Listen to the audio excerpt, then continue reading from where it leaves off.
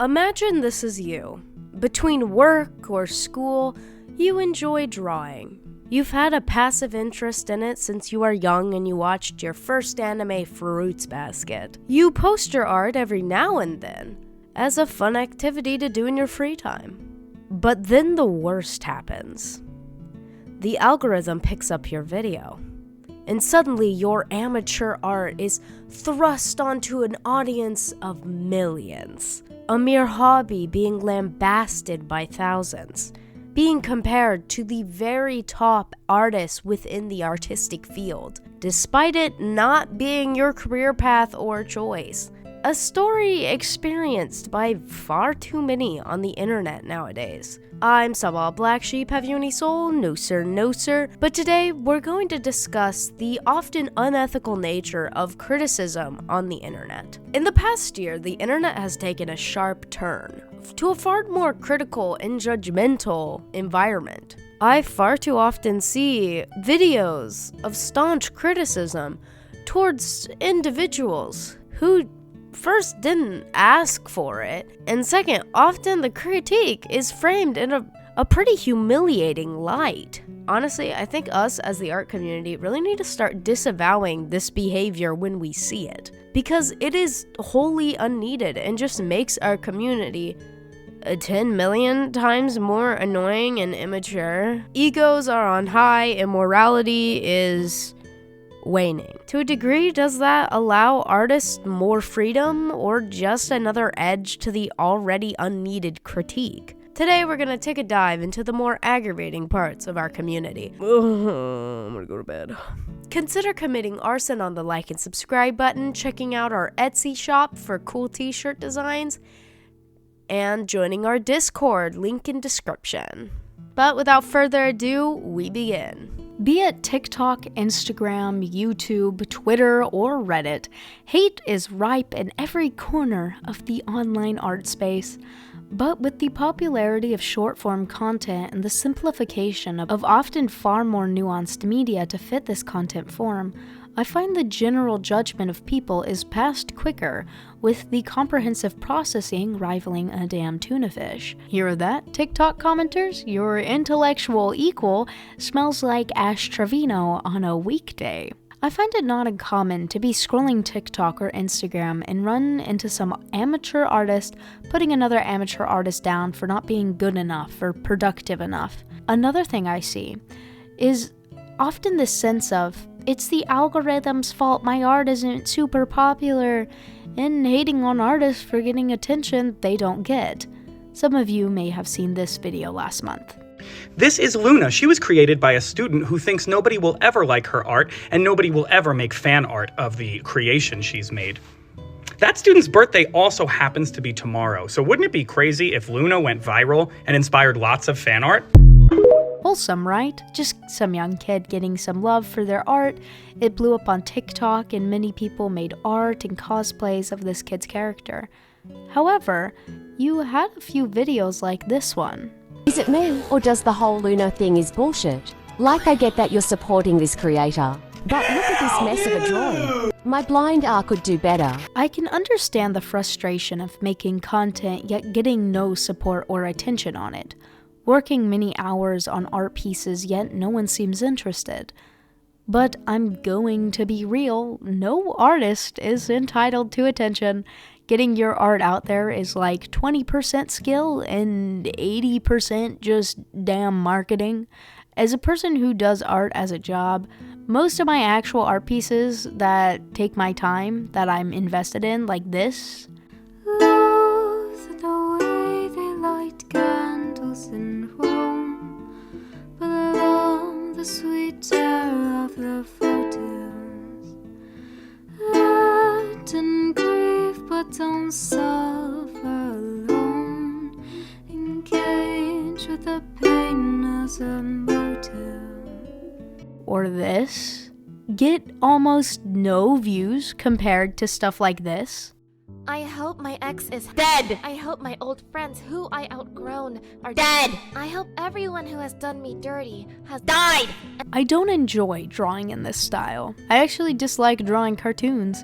However, it's what gets views, and there's no way around that, truthfully. If I truly want art to be my career, honestly, there's just sacrifices I have to make to get there. If I want to make more detailed dark fantasy art as the center of my art career, I have to get really creative around how I market it. Example, these videos.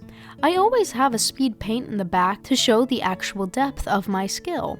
That isn't just these cartoons. Getting your content out there isn't a right. Most people have to work tirelessly at it and endlessly try to improve themselves. You have to know your audience, when to shut the fuck up, know what is popular, what is relatable, how to frame things without pissing people off too bad.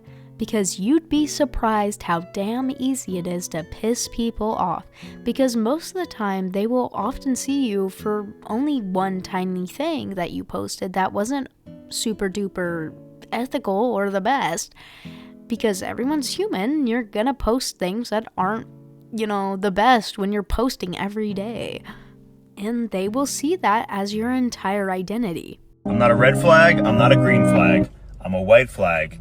I give up. Leave me alone. Don't talk to me. I'm not dating anyone. Bye. This pissed people off because they didn't like that I said I was Arrow Ace and didn't know what that was for some of them. How many Einsteins have spent their lives washing dishes? How many Mozarts bent over stoves instead of pianos because they had the misfortune of being born a woman? This pissed people off because I was opening up about the troubles I have being a woman, not putting down the very real hardships of being a man. I've made an entire video about that, justifying the very real issues there, and I was still seen as a raging feminist. This pissed people off because I guess the man isn't black enough for some people.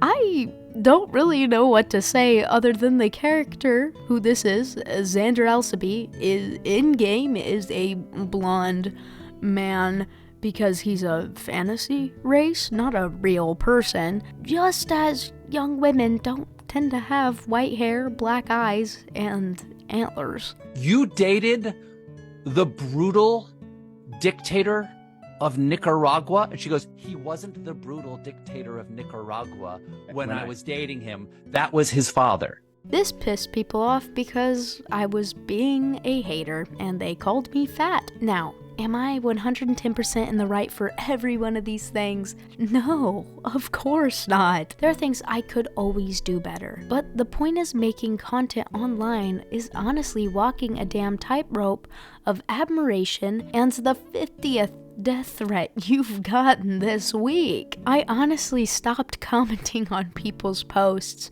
after stepping into my content creator role a bit more because I realized how disheartening so many comments can actually be without you even really realizing it. A rule of thumb I tend to go with is if I wouldn't say it to the person's face in a social setting, I never comment it.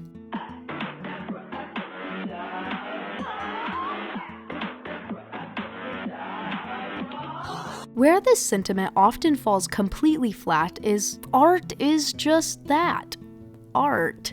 If someone doesn't want to get into the industry and that isn't a goal they're striving for, and it's just a fun pastime, why do they need to change? No one is saying these things are okay in terms of getting better. These things aren't normalized for improvement. If you say, hey, this looks weird, and they respond with, this is my style, okay, end of conversation. It might just be shitty art, and that's fine. Clearly, they don't want to change it if that's how they're replying. So what does it matter? Honestly, you shouldn't even comment that type of stuff unless if they are specifically asking for critique. Then it's okay to say what's wrong with the drawing on an anatomical level and politely explain the difference if they get a little defensive. And if they still don't listen, who cares? Just ignore it. It's their issue of arrogance, not yours. As an artist that makes most of my income off of art, I don't hold most artists I randomly pass on TikTok or Instagram to the standards I hold myself to, because that's stupid. I don't know what this person's life goal is, what their plans are, what they do on a daily basis. If I think someone's art is poor quality, boring, or crappy, I do this really, really cool thing called scroll. It takes one passive-aggressive comment to ruin someone's day, or week even. Why in the ever-loving gods would you want to be that person? This is a huge issue in regards to commenters thinking it's Comedy Central down there. The sites this is the biggest issue on is TikTok, Instagram, and Reddit. There are comments that will oftentimes make degrading jokes at your expense for likes and attention. If it ain't a circle jerk sub like my true love and darling r/truestl, brother, shut the fuck up. It is far too common I see someone's amazing art be belittled by some crappy comment. It'll be like a drawing of some dude with a fat ass nose, and the comments is like, bro smelled the planes coming. Actually, I'd probably find that one funny, never mind. Still, it's an issue in other regards, especially when it comes to weight or things being considered cringe. Like, dude, you aren't funny for having the humor of an 8th grade bully. Please be mindful when commenting. And if you see a freak comment, just reply with, "This is such a weird thing to say."